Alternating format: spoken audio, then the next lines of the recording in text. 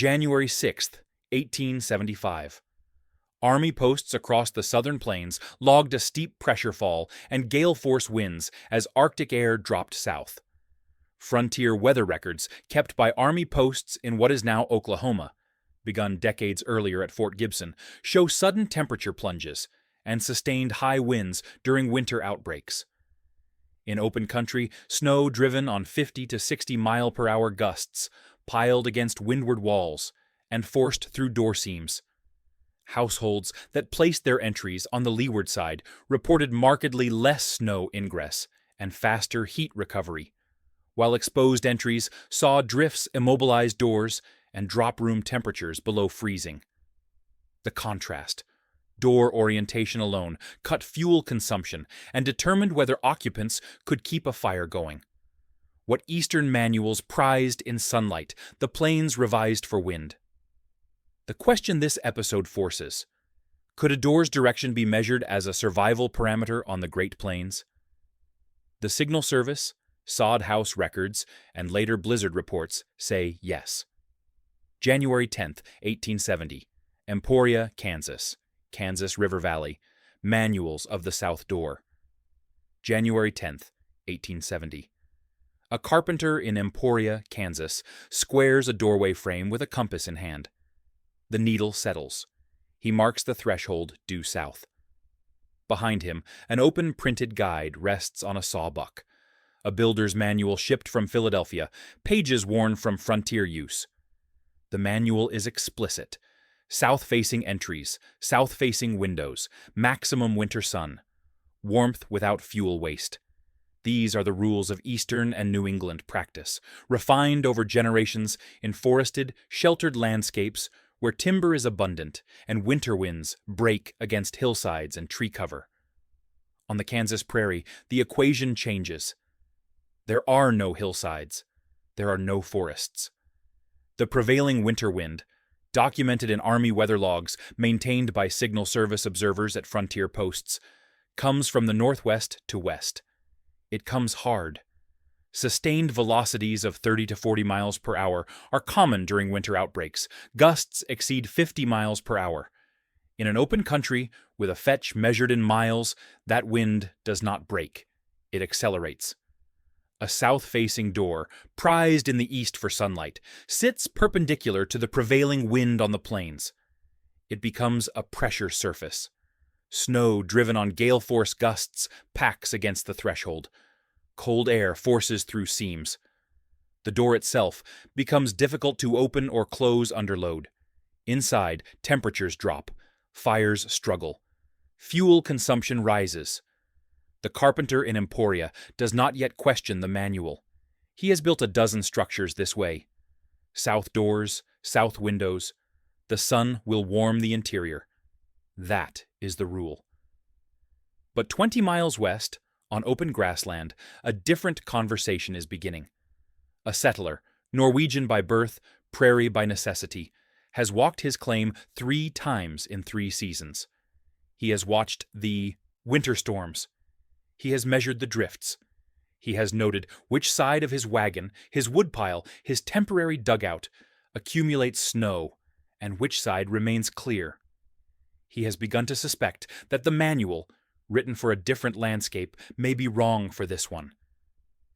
Frontier Army weather logs from the Kansas and Oklahoma region, systematically maintained from the 1860s onward under the Signal Service, document the pattern. Winter storms.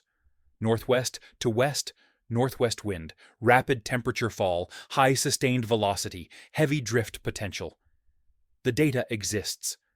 The question is whether builders will read it, or whether the wind will teach them first. The carpenter in Emporia finishes the frame. The door will face south. The manual says so. But the wind, indifferent to manuals, is gathering strength in the northwest. May 20th, 1874. Deep Fork Country, Indian Territory, present-day central Oklahoma. Plotting the Lee. May 20th, 1874.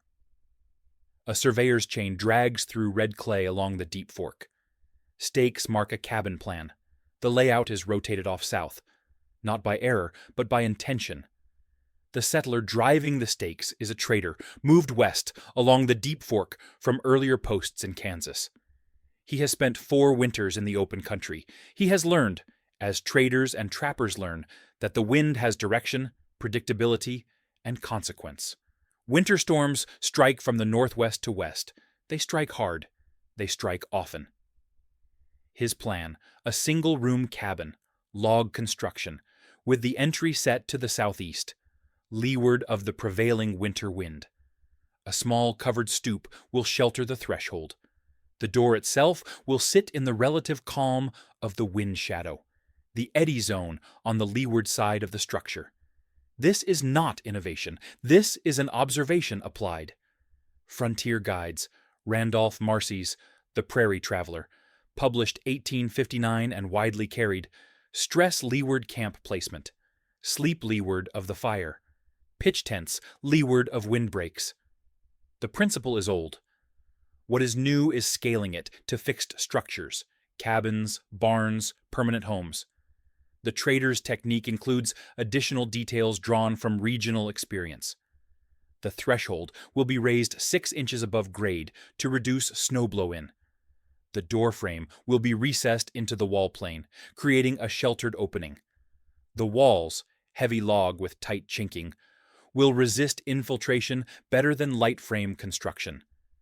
Across the plains, settlers and traders moving through Nebraska, Kansas, and Indian Territory are beginning to document similar adjustments.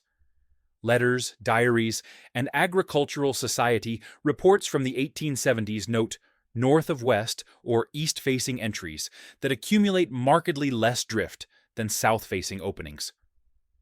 The contrast is measurable. In trials reported from Nebraska sod house regions, south-facing entries, perpendicular to northwest winter winds, showed drift depths of 2 to 3 feet. After a single storm, east or southeast entries, leeward of the prevailing wind, showed drift depths of 6 to 12 inches under identical conditions. The difference, door orientation alone. The consequence, operability, heat retention, fuel consumption. The trader on the Deep Fork drives the final stake. The cabin plan is set. The door will face southeast. He has no manual to cite, no printed authority to justify the choice. He has the wind, the drifts, and 4 winters of observation. On the plains, that is authority enough. October 15th, 1874. Tall Grass Prairie Belt, Kansas Indian Territory. First test runs. October 15th, 1874. 2 single-room structures stand a quarter-mile apart on open grassland, straddling the Kansas Indian Territory line. Both are 12 by 16 feet. Both have sod walls approximately 2 feet thick. Both have framed door and window units pegged into the earthen mass. Both have interior stoves of similar size and make. The difference, door orientation. Structure 1 has a south-facing entry, aligned per Eastern Building Convention. Structure 2 has an east-southeast entry, leeward of the prevailing northwest winter wind. The test is informal, but systematic. 2 families, related by marriage, cooperating by necessity, have agreed to log interior temperatures, snow ingress, and fuel consumption through the coming winter. Thermometers hang on interior walls opposite the stoves. Wood is cut, split, and stacked in equal cords. Notebooks record daily conditions. This is not a formal experiment. There is no university backing, no published protocol, but it is rigorous in the way frontier necessity demands rigor. The question matters, the measurement is possible, and the answer has practical consequences.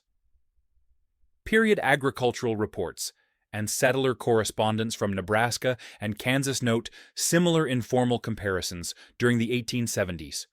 Thick sod walls, compressed earth, root-bound, cut in blocks 2 feet long, resist temperature swings and drafts better than light wood frame construction. Recessed door openings reduce direct wind exposure. But even within sod construction, door orientation produces measurable differences. The 2 families wait for winter. They do not wait long. November brings the first hard freeze. Northwest winds sustained at 30 miles per hour. Temperature 18 degrees Fahrenheit. Light snow. Structure 1, south entry, windward, accumulates a drift 18 inches deep at the threshold by morning. The occupants note cold air infiltration around the doorframe. Interior temperature 48 degrees, 6 feet from the stove. Fuel consumption 32 pounds of wood over 16 hours to maintain livable warmth. Structure 2, east-southeast entry, leeward, accumulates a drift 4 inches deep at the threshold. Minimal cold air infiltration. Interior temperature 61 degrees, 6 feet from the stove. Fuel consumption 19 pounds.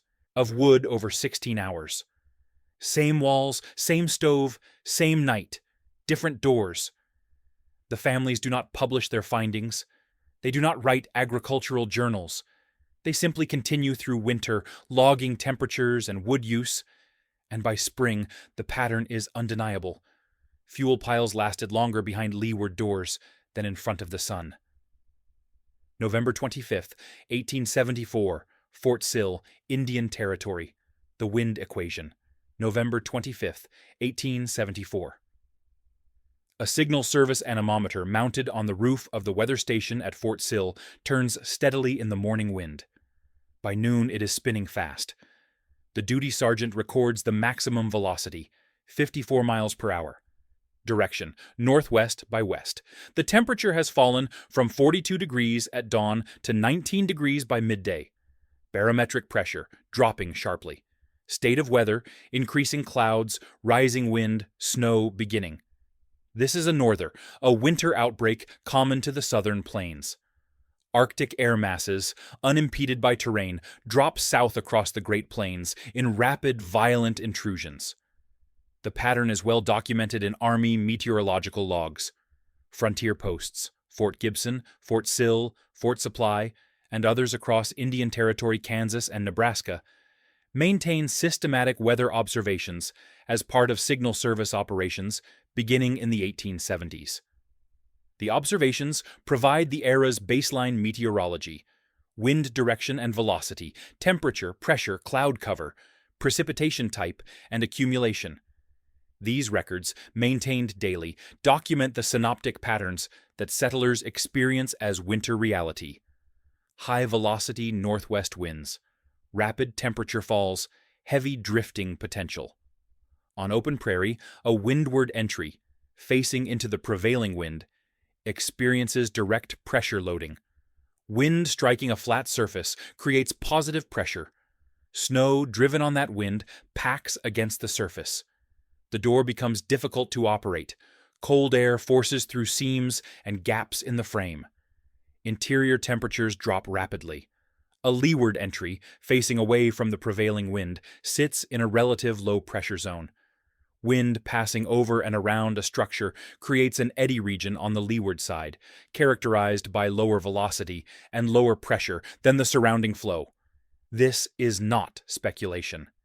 It is fluid dynamics, later quantified in windbreak and shelter belt research conducted by agricultural engineers in the early 20th century. Porous barriers, tree rows, slatted fences, reduce leeward suction by allowing partial flow-through, creating a more stable, lower velocity zone on the lee side. Solid barriers, walls, create sharper eddy separation, but still produce a leeward zone of reduced wind speed and reduced pressure relative to the windward face. For a door, this matters. A door in high pressure loses its seal. A door in an eddy zone, lower pressure, lower velocity, maintains its seal more effectively. Infiltration is reduced. Drift accumulation is reduced. Operability is maintained. The sergeant at Fort Sill records the evening observation. Wind, northwest, 41 miles per hour sustained. Temperature, 11 degrees. Snow, heavy. Across the territory, doors face the wind, or away from it. The difference, tonight, is measurable in degrees, in pounds of wood, in whether the fire stays lit. December 8th to 10th, 1874. Open grassland test plot.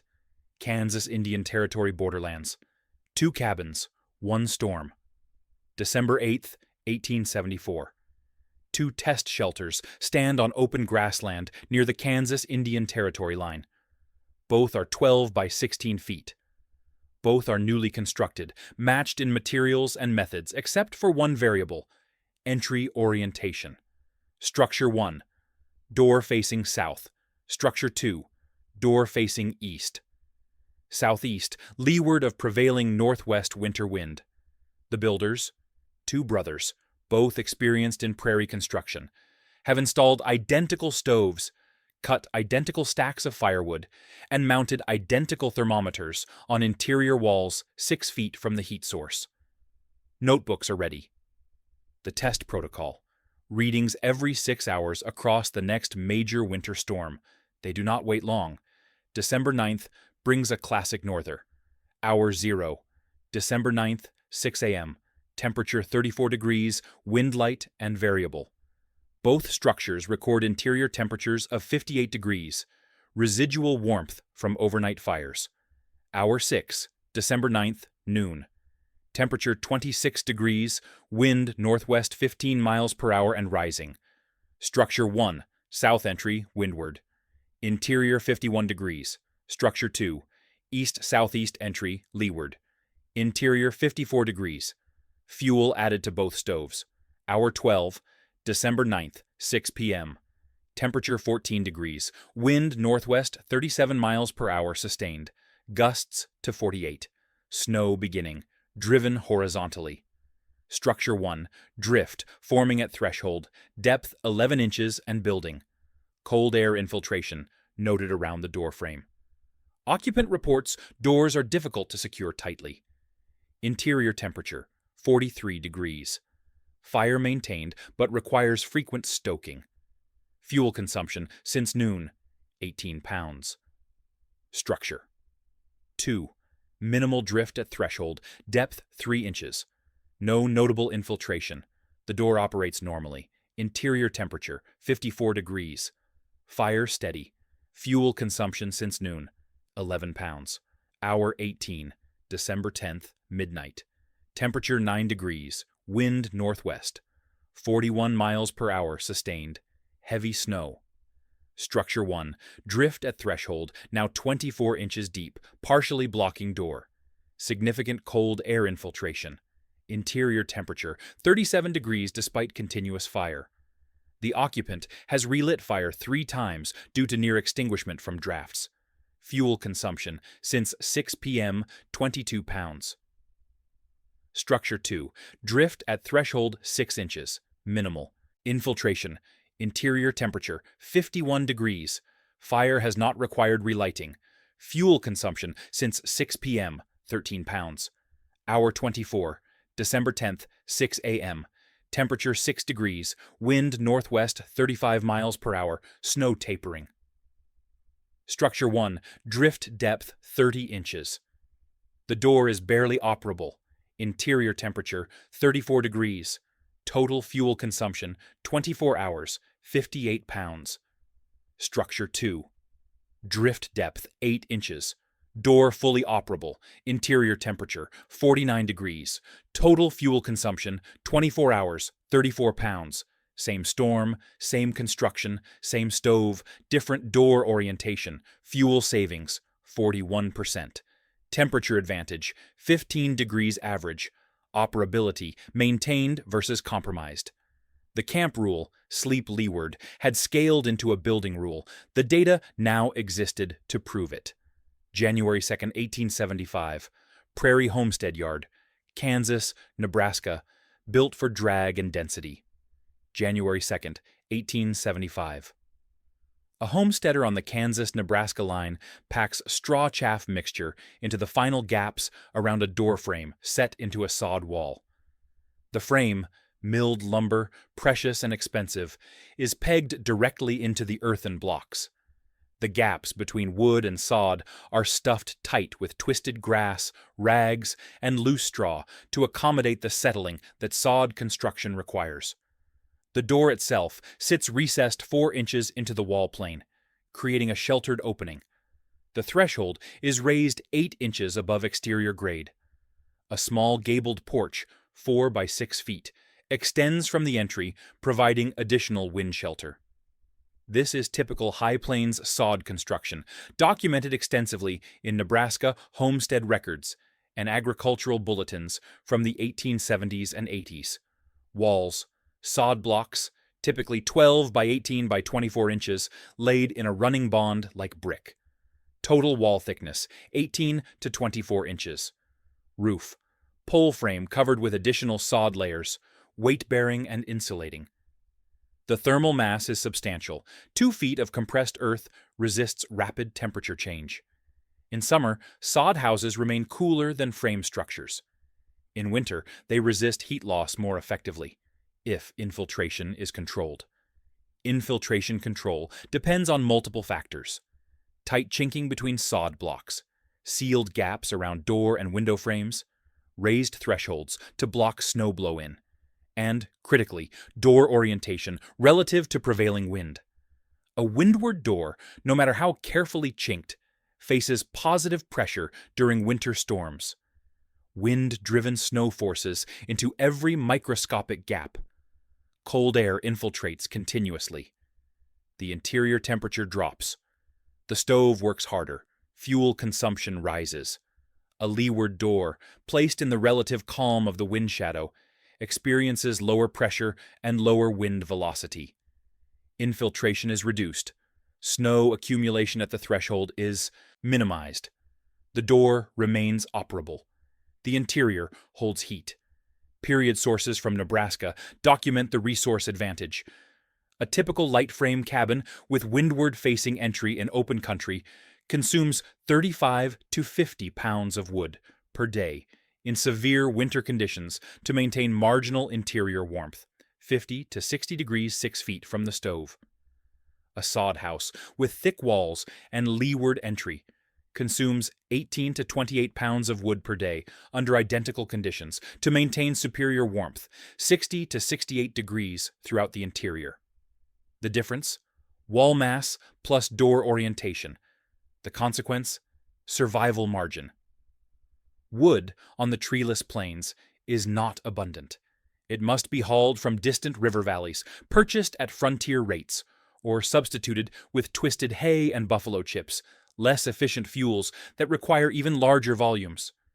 Every pound saved extends the winter supply. Every degree retained reduces the risk of fire failure. The homesteader steps back from the finished doorframe. The entry faces east-southeast. The wind will come from the northwest. The door will sit in the lee. 2 feet of earth and a door in the lee. Less wood, more heat. The formula is simple. The results are measurable. December 20th, 1874.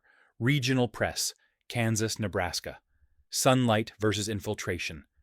December 20th, 1874. The Kansas Farmer, a weekly agricultural paper based in Topeka, publishes a letter to the editor under the heading Queries on Building Practice.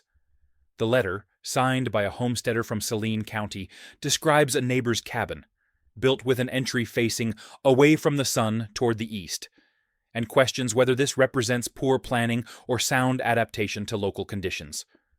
The writer notes that the neighbor's fuel consumption appears lower despite the unconventional orientation. The editor's response is cautious. Conventional wisdom, south-facing entries for maximum solar gain, is well established in building manuals and Eastern practice. However, the editor acknowledges that prairie conditions may require revision of settled rules and invites further correspondence on the matter. The exchange is typical of the period. Agricultural societies, farm journals, and regional newspapers increasingly discuss windbreaks, shelter orientation, and site layout as settlement pushes onto the open plains. The language is tentative. The old rules, forged in forested, sheltered landscapes, are being tested against new conditions. By the late 1870s and early 1880s, the discussion shifted. Nebraska and Kansas agricultural bulletins begin to formalize guidance on building orientation that accounts for both sun and wind.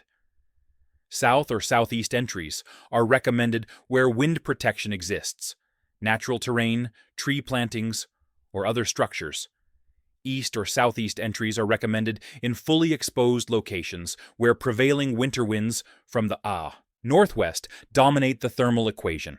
The principle, solar gain is valuable, but infiltration loss can exceed solar gain if the entry sits perpendicular to high-velocity winter wind. Period documentation from the Nebraska State Historical Society includes photographs and descriptions of sod houses with varied opening placement. Many show doors facing east or southeast. Windows, smaller, fewer, and more easily sealed than doors, are concentrated on south walls, where solar gain is advantageous, and infiltration risk is minimized by smaller opening size. The pattern reflects pragmatic adaptation. Builders are learning, through observation and measurement, that door orientation affects fuel consumption, interior temperature, and operability. The debate is no longer whether to consider wind, but how to balance wind against sun in the site-specific calculus of survival. Not all builders adapt quickly. Printed manuals, shipped from Eastern publishers, continue to emphasize south entries. Newly arrived settlers, unfamiliar with plains wind regimes, build by the book and suffer the consequences. But the data is accumulating. Fuel logs, temperature records, drift measurements, neighbor-to-neighbor comparison. The evidence is not published in scientific journals. It is recorded in diaries, letters, and account books, preserved in the practical memory of those who live through plains winters. Columns praised windows. The weather punished the doors. The conversation is shifting from doctrine to data, from tradition to measurement. On the plains, where survival margins are thin and resources are finite, the shift is not academic. It is essential. Chapter 7. 490 words. Late December 1874. Prairie Farms, Nebraska Dakota Territory.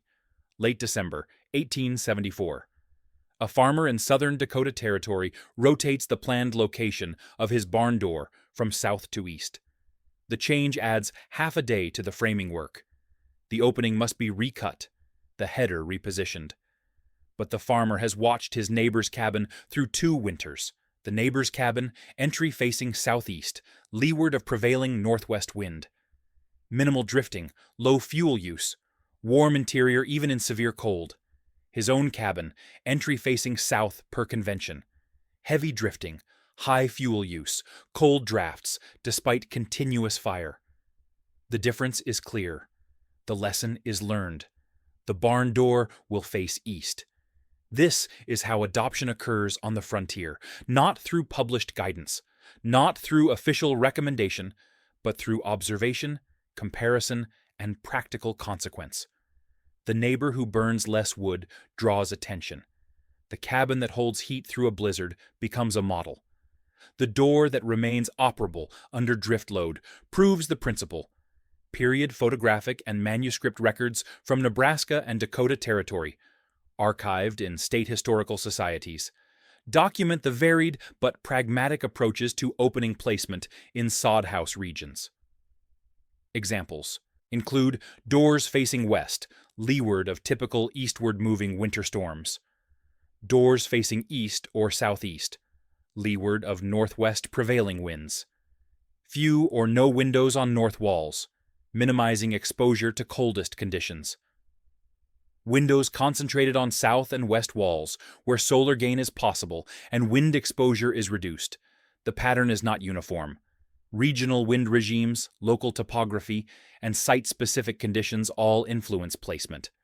But the underlying principle is consistent. Wind management matters as much as, or more than, solar orientation in extreme open country conditions. Behavioral shift occurs gradually, household by household, season by season. A farmer who scoffs at backward door placement in October may quietly adjust his own building plans by March, after watching drifts immobilize his windward entry while his neighbor's leeward door remains clear. The shift is recorded not in proclamations, but in the quiet accumulation of altered practice.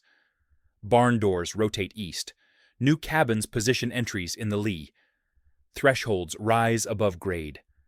Porches and vestibules, often dismissed as unnecessary expense, are recognized as wind baffles that reduce infiltration and extend the livable season. By the late 1870s, the practice was widespread enough to appear in regional agricultural bulletins without controversy. The language is matter of fact. In exposed locations, orient principal openings to the lee of prevailing winter winds. No drama, no debate, simply the acknowledgement of measured reality. Practice changed not by argument, but by drift depth. The farmer in Dakota Territory finishes the barn door frame. It faces east. His neighbor, passing by, nods approval. No words necessary. The wind has taught them both. January 12, 1888, Dakota and Nebraska Territory. The Children's Blizzard, the test. January 12, 1888. The morning across Dakota and Nebraska Territory is unseasonably warm. Temperatures reach the mid-30s to low 40s. Children walk to school in light coats. Farmers work outside without gloves. By early afternoon, the wind shifts. At 1:14 p.m., a Signal Service observer at Fort Yates, Dakota Territory, records a sudden wind shift from southwest to northwest. Temperature begins to fall. At 2:03 p.m., temperature has dropped 18 degrees. Wind velocity, 35 miles per hour, and rising. By 3 p.m., the blizzard is common across the region. What follows is the most lethal winter storm in Great Plains recorded history. The event became known as the Children's Blizzard, named for the school children caught between home and school when the storm struck without warning. The meteorological data, reconstructed from Signal Service records and survivor accounts, documents the ferocity. Temperature drop, 40 to 50 degrees in 3 hours. Wind velocity, sustained 40 to 50 miles per hour, gusts exceeding 70. Visibility, near zero in blowing snow. Duration, 12 to 18 hours of peak intensity. The consequences, 235 confirmed deaths across Dakota Territory, Nebraska, Minnesota, and Kansas. Many victims died within sight of shelter, disoriented in whiteout conditions, unable to locate structures mere yards away. Others died attempting travel between buildings on the same homestead. The storm becomes a test, unintentional, brutal, definitive, of every aspect of plains building practice. Structures with thick walls and leeward entries resist snow ingress and hold heat. Structures with light walls and windward entries fill with snow and lose heat rapidly. The contrast is stark. A family in a sod house with a leeward-facing entry in south-central Nebraska reports maintaining interior temperatures in the 50s throughout the event using normal fuel consumption. The door remained operable. The fire stayed lit. They survived. A family 3 miles distant in a light-frame cabin with a south-facing, windward entry reports snow forcing through every gap, drifts filling the interior to window height, temperatures dropping below freezing despite burning furniture to keep the fire going. The door became immobilized by external drift.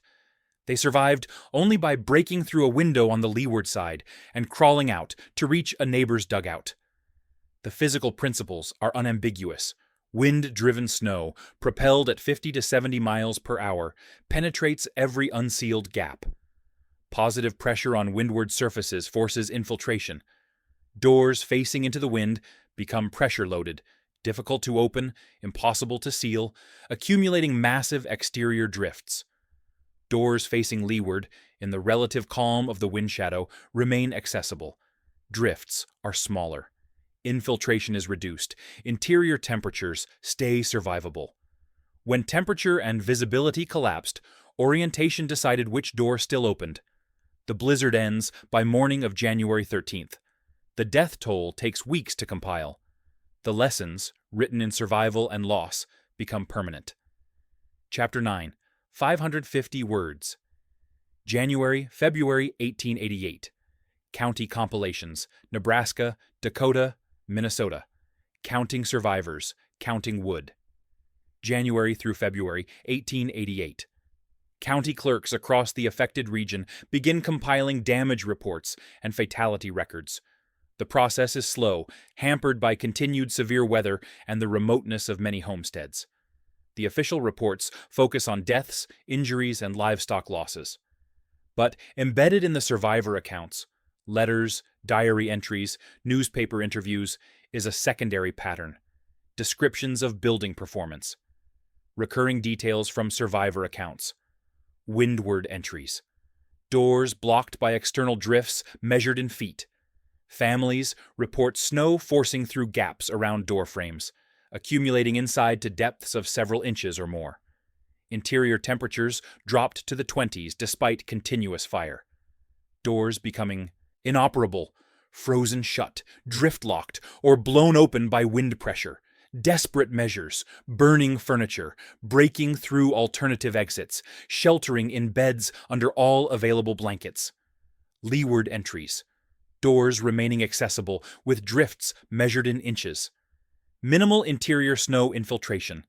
Interior temperatures maintained in the 40s to 50s, with normal fuel use. Doors operable throughout the event. No extraordinary measures required. The contrast extends to fuel consumption. Period accounts from Nebraska sources note that families in thick-walled sod structures with leeward entries report using 2 nights' worth of wood to get through 3 nights of the storm. The thermal mass of the walls and the reduced infiltration through leeward openings combined to extend fuel supplies and maintain livable conditions. Families in light-frame structures with windward entries report the opposite: burning more than normal fuel loads to achieve subnormal interior warmth. Some report exhausting their entire remaining winter wood supply in the 72 hours following the storm onset, then resorting to burning furniture, fence posts, and twisted hay. One account from a homesteader near Grand Island, Nebraska, provides specific numbers. His family occupied a sod house with 18-inch walls and an east-facing leeward entry. Interior temperature during the storm, low point 46 degrees, measured 6 feet from the stove. Wood consumption, 34 pounds over 24 hours, slightly above normal winter use. The door remained operable. No interior snow accumulation noted. His brother, a quarter-mile distant in a frame cabin with a south-facing entry, reported interior temperatures too cold to measure. His thermometer only read to 0, and consumed more than 60 pounds of wood in failed attempts to maintain warmth. The door became impassable due to exterior drift. The family escaped through a window and reached the sod house on foot, a journey of less than 5 minutes in normal conditions that nearly killed them in whiteout. A night's worth of fuel turned into 2 behind a leeward door. In survival terms, that differential is not marginal. It is decisive. The children's blizzard did not cause settlers to invent leeward entries. The practice already existed, learned through incremental observation over the preceding 2 decades. What the blizzard provided was an extreme test, conditions severe enough to separate effective from ineffective building practice with lethal clarity. The lessons documented in 1888 would shape Plains building guidance for decades to come. 1888-1890. From observation to guidance, codifying the principle. 1888 through 1890. Agricultural extension meetings across Nebraska, Dakota, Kansas, and newly organized Oklahoma Territory circulate printed diagrams and guidance on building orientation and windbreak placement. The shift from informal observation to formalized instruction accelerates in the aftermath of the children's blizzard. What had been a pragmatic adaptation, learned neighbor to neighbor, tested winter by winter, begins to appear in official bulletins, agricultural college publications, and territorial settlement guides. The Nebraska State Board of Agriculture publishes a bulletin in 1889 titled Shelter and Windbreaks for Prairie Farms. The guidance is explicit. Buildings in exposed locations should position principal openings to the lee of prevailing winter winds. South or southeast orientations are advantageous for solar gain where wind protection exists. But in fully open country, the reduction of winter infiltration and drift accumulation takes precedence. Entry doors should face east or southeast where northwest winter winds dominate. Porches, vestibules, and recessed entries provide additional wind baffling and are strongly recommended. The language reflects measured experience, no speculation, no theory divorced from practice. The guidance is rooted in 2 decades of settler observation and tested definitively in the winter of 1888. Parallel developments occur in windbreak science. Agricultural engineers and experiment stations begin systematic study of shelter belts, rows of trees or shrubs planted perpendicular to prevailing winds. The research quantifies what frontier settlers had learned empirically. Porous barriers reduce leeward suction and create a calmer, more stable zone extending 10 to 20 times the barrier height downwind. The physics are straightforward. A solid barrier, a wall, creates sharp flow separation and a turbulent wake. A porous barrier, trees, slatted fence, mixed vegetation, allows partial flow-through, reducing leeward turbulence and extending the zone of wind reduction. For building orientation, the principle applies. A structure in open country sits in the flow field. The windward side experiences positive pressure and high velocity. The leeward side experiences reduced pressure and lower velocity, an eddy zone. Openings placed leeward benefit from that differential. The formal research, conducted at agricultural experiment stations in the 1890s and early 1900s, provides the theoretical framework for what settlers had learned through survival necessity. Leeward placement reduces infiltration, improves door operability, and lowers fuel consumption. By 1890, the practice was standard in regional guidance. New publications, including settlement guides for Oklahoma Territory, opened to non-native settlement in 1889, incorporate wind-oriented siting as routine instruction alongside water access, soil selection, and timber availability. The transformation is quiet but complete. What began as local deviation from Eastern building convention, individual settlers rotating their doors away from the sun toward the lee, has become a codified principle. The Great Plains, treeless and windswept, had rewritten the building manual. The measurements supported it. The winter of 1888 proved it. The guidance now formalized it. What started as local practice became a printed specification. 1890-1907, Territory to Statehood, Oklahoma Great Plains, From Survival to Standard. 1890 through 1907, the legal and administrative landscape of the Great Plains transforms. Oklahoma Territory was created in 1890, consolidating formerly unorganized lands. Statehood follows for new states across the region in waves, North Dakota and South Dakota in 1889, Montana the same year, Wyoming in 1890, Oklahoma in 1907. With statehood comes infrastructure, land surveys, town plats, county organization, agricultural extension systems. Building practices that had evolved through informal, survival-driven adaptation are now incorporated into territorial and state guidance. Oklahoma territorial surveys from the 1890s document planned settlement patterns that include windbreak rows and building orientation aligned with prevailing wind patterns. Town plats in western counties show tree plantings along north and west edges, windward positions, to provide sheltering for residential and commercial structures. The guidance is practical and measurable. A shelter belt planted on the windward side of a farmstead reduces wind velocity in the leeward zone by 25 to 40%, at distances up to 20 times the tree height. For a 30-foot tree row, effective wind reduction extends 200 to 600 feet downwind, sufficient to shelter typical farm building clusters. Buildings within that sheltered zone can orient entries for solar gain without suffering the full infiltration penalty of open country exposure. Buildings beyond the shelter belt zone, or on newly settled land where trees have not yet matured, continue to benefit from leeward entry orientation as primary wind defense. Period photographs from Oklahoma and Kansas homesteads in the early 1900s show the combined strategy: windbreak rows on the north and west, principal structures positioned in the lee, entries facing south or southeast to capture sun while remaining leeward of the prevailing northwest winter wind after it has been slowed by the trees. The evolution is complete. What began as an either-or choice, sun versus wind, has become an integrated approach: reduce the wind, then capture the sun. The practical impact is measurable. Fuel consumption data from agricultural experiment stations in the early 1900s document that structures with combined windbreak protection and leeward-oriented entries use 20 to 35% less heating fuel than unprotected structures with windward entries. In survival terms, the advantage is clear. Lower fuel consumption extends winter supplies. Reduced infiltration maintains interior livability. Improved door operability ensures refuge functionality during severe weather.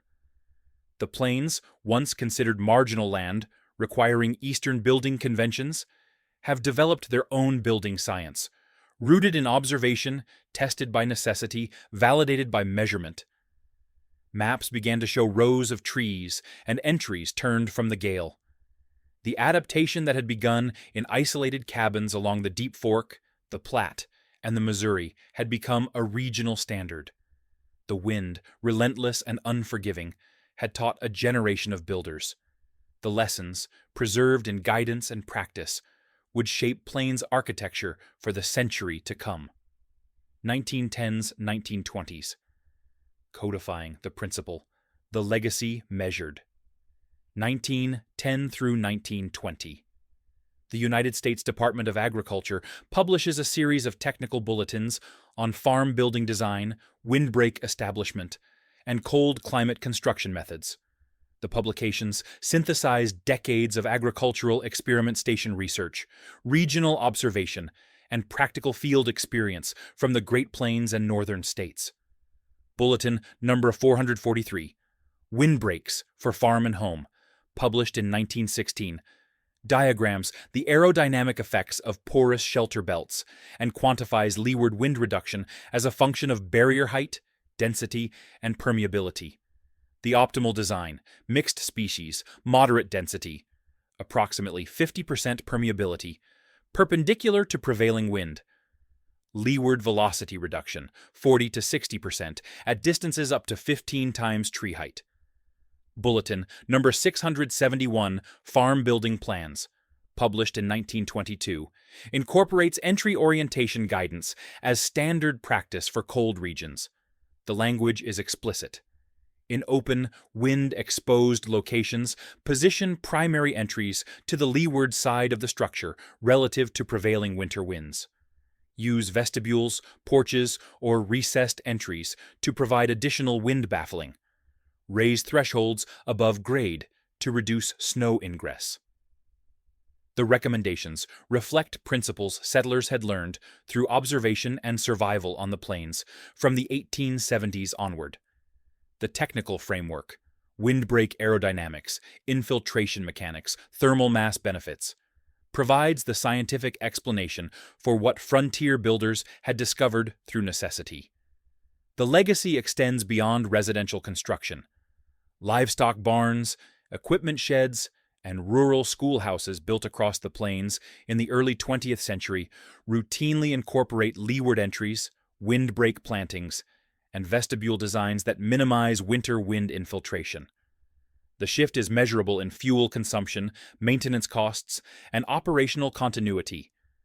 Buildings designed with wind management as a primary consideration require less heating fuel, experience less weather-related damage, and maintain functionality through severe winter conditions. For rural schools, single-room structures serving dispersed populations, the advantage is critical. A school with thick walls, leeward entry, and windbreak protection remains operable through winter storms that would close less protected buildings. Attendance improves, fuel costs drop, the educational mission continues. For homesteads, still the basic unit of plains settlement through the early 20th century, The cumulative advantage of wind-informed design compounds over decades. Lower annual fuel consumption, reduced maintenance, greater comfort, higher probability of surviving extreme weather events without loss or injury. The techniques are not complex. Door orientation, windbreak planting, vestibule construction, threshold elevation, tight chinking, recessed openings. Each element is simple. Combined, they transform survival margins in extreme environments. The documentation exists: agricultural bulletins, experiment station reports, builder's guides, county extension publications. The knowledge, once held as informal observation among settlers on the Deep Fork and the Platte, has become formalized, distributed, and preserved. On the plains, where you put the door, conserved fuel and lives. The wind still blows from the northwest. The principle still applies. The doors, informed by measurement and tested by necessity, still face the lee.